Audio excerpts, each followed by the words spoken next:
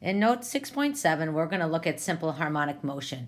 In these types of problems, we can use the periodic nature of the trigonometric functions, particularly we're going to look at sine and cosine, to model many real-life applications. In today's notes, we're going to look at blood pressure and the motion of an object as it rotates on a Ferris wheel, and going forward, we'll look at other situations as well.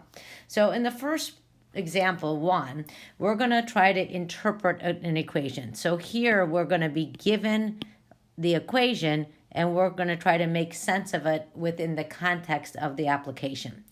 So we're given that the pressure P in millimeters of mercury against the walls of the blood vessels of a person is given by this function, P, which is equal to 100 minus 20 cosine, the quantity of 8 pi t over 3, where t is the time in seconds. Now we're going to use this equation to try to interpret what some things are happening in terms of blood pressure. So the first question, letter A, is what's the maximum and minimum blood pressure for this individual? And we're given a hint. Think about the axis of oscillation and the amplitude. So if I were going to start analyzing this equation, I'd probably want to rewrite it as negative 20 cosine 8 pi over 3t plus 100. And thinking about when we graph cosine functions, we know that this plus 100 here, this gives us our axis of oscillation. So we know that the axis of oscillation for this graph would be at y equals 100, and then the 20 out in front, or negative 20, would tell us that the amplitude for this function is 20. So the blood pressure, if I were going to make a quick sketch, I would put the axis of oscillation at y equals 100, and then I would be going up 20 units and down 20 units, so going up to 120 and down to 80, and then the cosine function would be oscillating within that framework. So that means, let's see, this was up 100, and then it's going up and down 20 units from the axis of oscillation. So what is the maximum blood pressure? The maximum blood pressure is going to be 100 plus 20, which is going to be 120 millimeters of mercury. And then the minimum blood pressure is going to be the axis of oscillation, 100 minus the amplitude, so minus 20. So we're going to have 100 minus 20, which is going to be 80 millimeters of mercury. Letter B asks us, if one cycle is equivalent to one heartbeat, what is the person's pulse in heartbeats per minute? Okay, so we're told that one cycle is one heartbeat. So the period has something to do with this. So the period of our function for cosine is always going to be 2 pi, the period of the parent function, divided by b. So here we have 2 pi. B is the coefficient in front of t. So b is 8 pi over 3.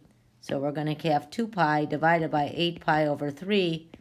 So this becomes 2 pi over 1 times the reciprocal of the denominator. So 3 divided by 8 pi. Now we can cancel out pi, and we can divide 8 by 2. That leaves us with a period of 3/4, and the units are in seconds. So 3/4 seconds is the period.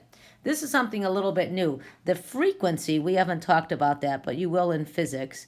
The frequency is the reciprocal of the period. So instead of how long does it take for a cycle, how many cycles are there in a given period of time? So the period is the reciprocal of 3/4, which is 4/3. So the period is going to be 4/3 beats per second. And this other one was seconds per beat, right? Or seconds per cycle. Okay, so we know the frequency is 4/3 beats per second. So we want to know what the person's pulse is in heartbeats per minute.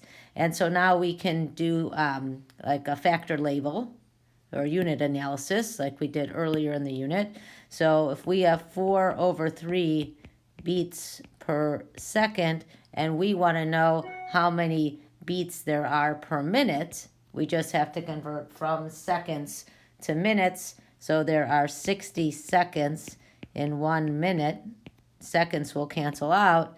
So we're going to have 4 times 60, which is 240 beats per 3 minutes. And dividing 240 by 3, we get 80 beats per minute. That is the pulse. And letter C asks, is this person sitting in math class, sleeping, but of course not in math class, or running up the stairs to the top of the John Hancock building? So we need to know something about a person's normal pulse. You know, a pulse rate may be 60, 70 beats per minute.